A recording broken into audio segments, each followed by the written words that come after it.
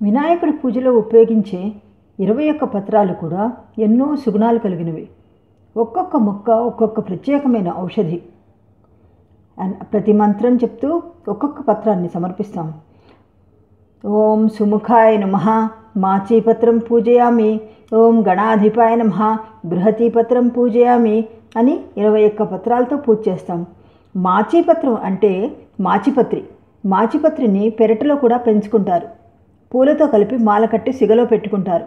మాచీపత్రి ఆకుల రసం గాయాలను తగ్గించడానికి ఉపయోగపడుతుంది. ఆకులను తలకు కడితే తలనొప్పి తగ్గిపోతుంది. కళ్ళ మీద ఉంచుకుంటే కళ్ళ మంట ఉపశమిస్తుంది. పసుపు నువ్వుల నూనెతో కలిపి వాడితే చర్మ వ్యాధులన్నీ తగ్గిపోతాయి. ఆకులని వేడి నీళ్ళల్లో వేసి ఆ నీటితో కాపడం పెడితే తలనొప్పి కీళ్ళ నొప్పులు అన్నీ తగ్గుతాయి. బృహతీపత్రం అంటే నేల మునగ. దీన్ని వేరుతో సహా తీసి రసం తీసి ఉపయోగిస్తే శ్వాసకోశ వ్యాధులన్నీ తగ్గుతాయి. దీని ఆకులను నూరి నీటితో కలిపి తీసుకుంటే మూలశంక వ్యాధి అంటే అతిమూత్ర వ్యాధి తగ్గిపోతుంది. పేను కొరుకుడిని కూడా నేల మునగని ఔషధంగా వాడతారు. పేను కొరుకుడు వ్యాధి వల్ల తలలో విపరీతమైన దురద, తలలో మచ్చలు ఏర్పడడం జరుగుతుంది. దానికి ఈ నేల మునగని వాడితే చాలా మంచిది.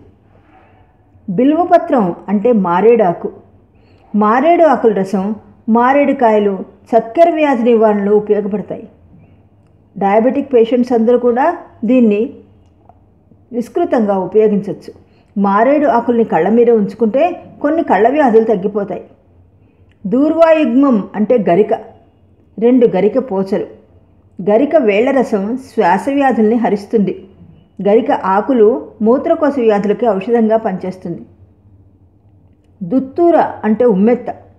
ఉమ్మెత్త ఆకులు వేసి కాచిన నూనె చర్మ వ్యాధుల్ని తగ్గిస్తుంది. ఆకుల రసం మానసిక వ్యాధులకి ఔషధంగా వాడతారు. బదరి అంటే రేగు. రేగు ఆకుల్ని తలస్నానంలో వాడితే జుట్టు ఊడ్డం తగ్గిపోతుంది. కాళ్ళు చేతులు మంట తగ్గిపోవడానికి ఈ ఆకుల్ని మందుగా వాడతారు. అపామార్గపత్రం అంటే ఉత్తరేణి.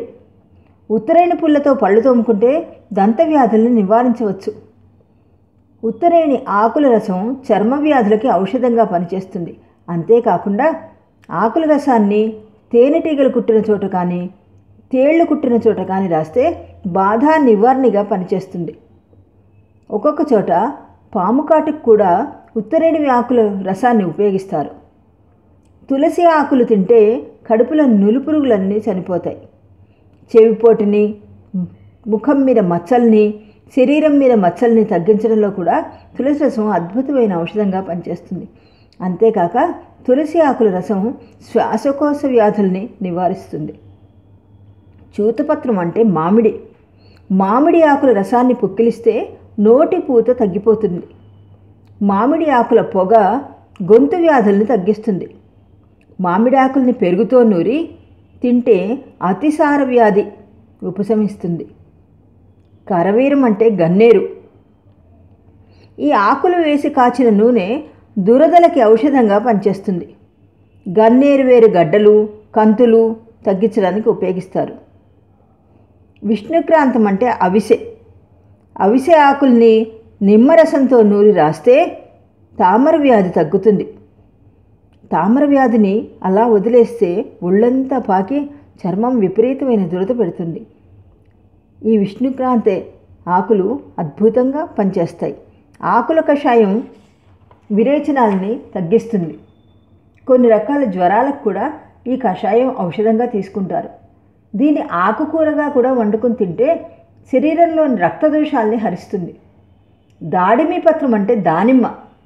దీని ఆకుల రసం నీళ్ల విరేచాలని హరిస్తుంది. ఆకుల రసాన్ని పుక్కిట్లో పడితే నోటిపూత తగ్గిపోతుంది. దానిమ్మ పువ్వు నూరి పళ్ళకి రాస్తే చిగుళ్ళ నుంచి వచ్చే రక్తం కారడం ఆగుతుంది. శరీరంలో సి విటమిన్ లోపించినప్పుడు పళ్ళంచి చిగుళ్ళ నుంచి రక్తం కారడం జరుగుతుంది. దానికి విరుగుడుగా ఈ దానిమ్మ పువ్వును నూరి పళ్ళకి రాయాలి. దేవదారు ఆకులు వేసిన కాచిన నూనె తలకి రాసుకుంటే కళ్ళ మంటలు, తలనొప్పి తగ్గిపోతాయి. దేవదారు నూనెని వాసన చూస్తే శ్వాసకోశ వ్యాధులన్నీ ఉపశమిస్తాయి. మరువక పత్రం అంటే మరువం. మరువం వేసి తయారు చేసిన నూనె తలకి రాసుకుంటే జుట్టు పెరుగుతుంది. అంతేకాక క్షయవ్యాధికి కూడా ఔషధంగా మరువం ఉపయోగపడుతుంది. సింధువారం అంటే వావిలి. వావిలి ఆకుని నీటిలో వేసి మరిగించి ఆ నీటితో స్నానం చేయిస్తే బాలింతలకి ఒంటి నొప్పులు తగ్గుతాయి. అంతేకాక జ్వరం వచ్చిన వాళ్ళకు కూడా వావిలాకుల నీళ్ళతో స్నానం చేయించవచ్చు. జాజికాయ గంధం, జలుబు, తలనొప్పుల్ని నివారిస్తుంది. జాజివేరుతో పళ్ళు తోముకుంటే దంతాలకి ఎంతో ఆరోగ్యదాయకం. గండకి ఆకుల్ని నీరు వేయకుండా నూరి కడితే వ్రణాలు తగ్గిపోతాయి. ఎంతో పెద్ద పెద్ద కురుపులైనవి కూడా ఈ ఆకుల నీరుతోటి ఈ నూరి కట్టేస్తే తగ్గిపోతాయి. ఉబ్బసపు దగ్గుకి మందుగా గండకి మాను రసాన్ని ఉపయోగిస్తారు. దీని విత్తనాల నూనెను తలకి రాస్తే పేలన్నీ పోతాయి. సెమి అంటే జమ్మి. జమ్మి పెరడు దంతవ్యాధుల్ని తగ్గిస్తుంది. కుష్టు వ్యాధిగ్రస్తులకి ఆకుల రసంగా పైపూతగా ఈ జమ్మి ఆకును వాడతారు. అశ్వత్థం అంటే రావి. రావి చెట్టులోని ఆకులు కానీ బెరడు ముఖ్యంగా ఈ బెరడుని పొడి చేస్తారు. ఎండబెట్టి పొడి చేసి దీన్ని ఒంటికి రాస్తే, గాయాల మీద రాస్తే గాయాలు తొందరగా మారిపోతాయి. రావి పళ్ళు ఉబ్బసు రోగాన్ని కూడా నివారిస్తాయి.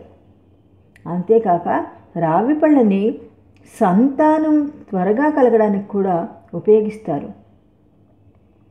శ్వాసకోశ వ్యాధులకు కూడా రావి ఉపయోగపడుతుంది. అర్జునపత్రం అంటే మద్ది ఆకు. మద్ది చెట్టు మాను తీసుకుని ఆరబెట్టి దాన్ని పొడి చేస్తే ఇది గుండె జబ్బల్ని తగ్గిస్తుంది.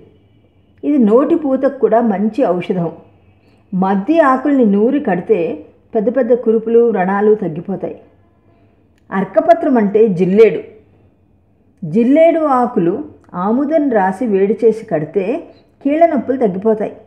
ఈ రోజుల్లో ఎంతోమంది మోకాళ్ళ నొప్పితోటి బాధపడుతున్నారు.